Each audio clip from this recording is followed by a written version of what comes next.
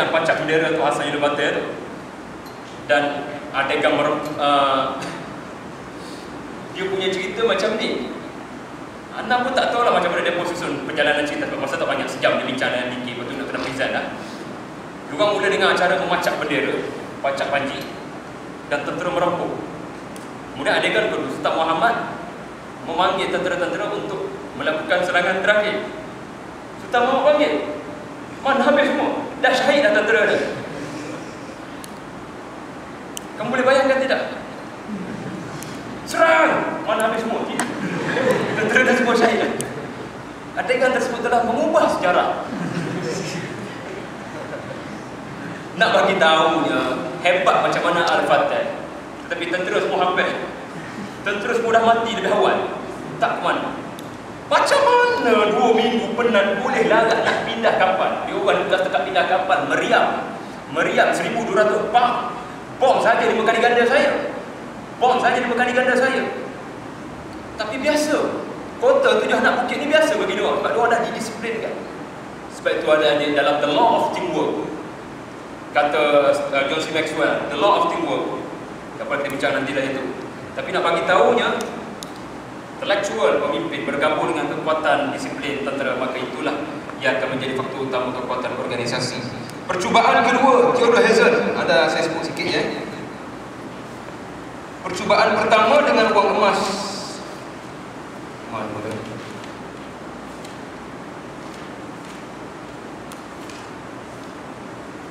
Percubaan kedua, Theodore Herzl menghantar Niolenski, wartawan yang paling rapat dengan Sultan Abdul Hamid, di Gunung Wan dekat, untuk approach, tolong serahkan Palestin. Fail. Sultan Muhammad, Sultan Abdul Hamid kata, kami takkan berikan seinci pun Palestin. Percubaan ketiga, tak puas hati Theodore Herzl, hantar lagi orang yang paling hampir dengan Sultan Abdul Hamid, iaitu Kaisar William II, pemerintah Jerman. Sultan Abdul Hamid tegas tak menyerahkan Palestin walaupun 1 inci. Subhanallah, saudara-saudari. Ini saya sebut, kekuatan Sultan Abdul Hamid sangat hebat. Keyakinan kepada Tuhan, integriti, intelektual, semua lengkap. Tetapi dia tak ada pasukan. Ini pelajaran paling besar. Dia tak ada jamaah, dia tak ada tanzim. Bunyan marsus itu tak ada pada dia. Kekuatan individu takkan bertahan lama, adik-adik. Itu sejarah mengajar kita.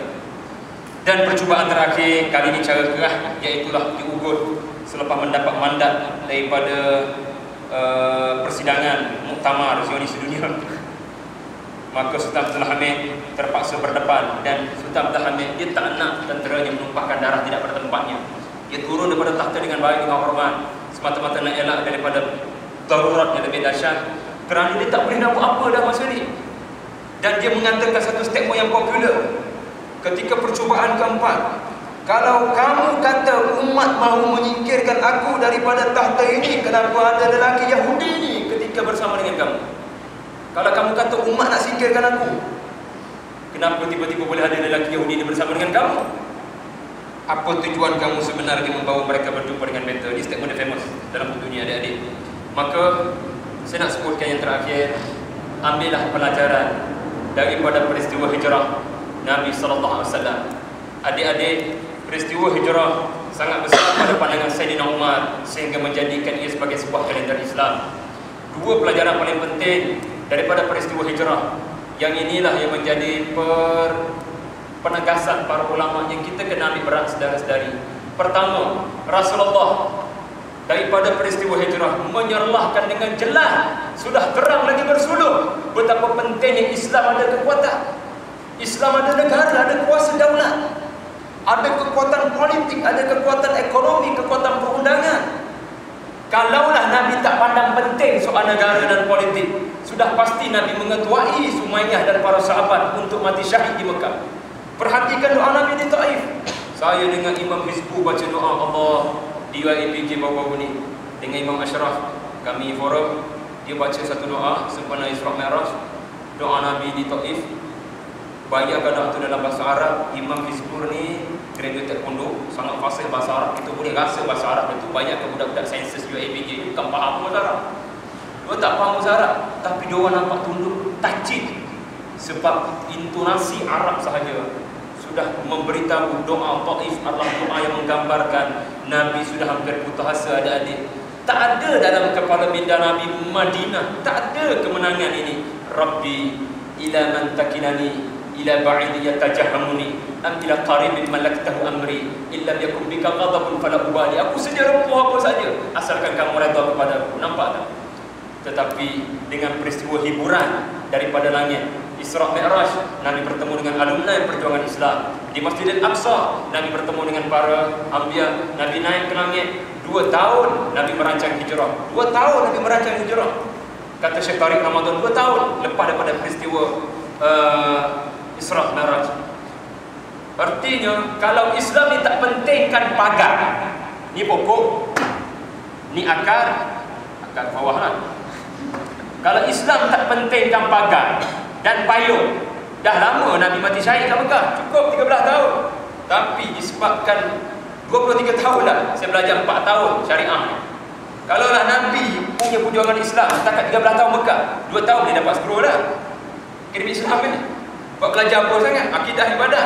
Mana belajar munakahat, muamalah? Sebab munakahat, muamalah dia ajar di Madinah. Nampak tidak? Kerana itulah saudara-saudari, Nabi menunjukkan betapa pentingnya kekuatan daulat. Dan inilah yang kita hilang pada hari ini, payung dan pagar kepada umat. Orang serang Libya, kerajaan Libya, apa kita boleh buat? 20 Mac yang sama, tahun 1000, 2000, 2003, Iraq kena terajam, sama juga, tak boleh nak buat apa, tengok aja. Tomahawk lebih muda, supersonik punya cara. Sebelum itu Afghanistan dipantai. Semua perancangan musuh-musuh Allah ni, mereka bermaharajalela selepas projek Deputi Sipil untuk betul-betul menggambarkan Islam ni ganas dan fobia. Tiba-tiba kita masih lagi termanggu dan tak buat apa-apa dah. Yang tu kita kena buang sabar.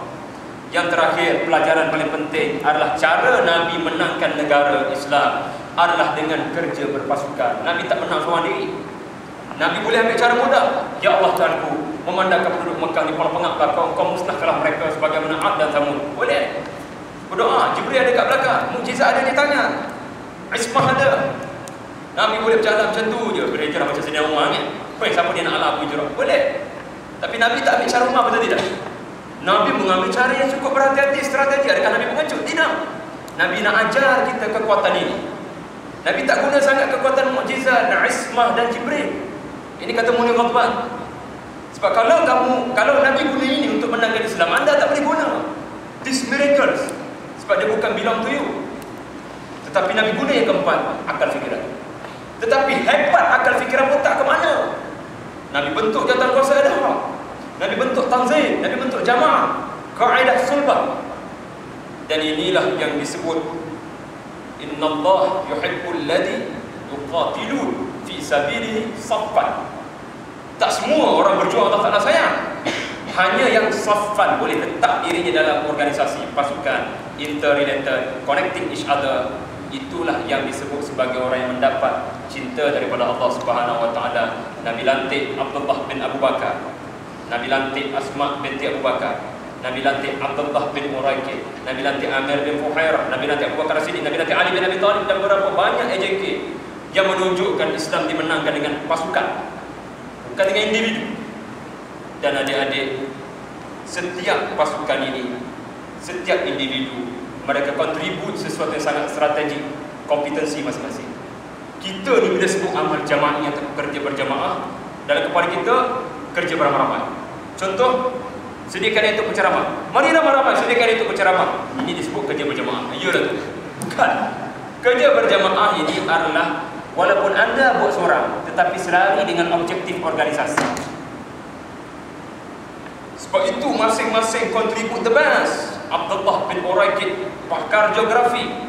Asma binti Abu Bakar, pakar catering. Abdullah bin Abu Bakar, pakar R&D, research, perisikan di kedai-kedai kopi. Abu Bakar As-Siddiq sebagai teman. Ali bin Abu Bakar, anak muda. Kenapa dia? Kenapa tidak orang lain tidur di tempat Nabi? Umar, propaganda. Semua ni sangat strategi adik-adik. Jadi saya berhenti setakat itulah. Mudah-mudahan ada manfaat untuk anda. Aku qali hadza wa astaghfirullah li wa lakum. Wabillahi taufiq hidayah. Assalamualaikum warahmatullahi wabarakatuh.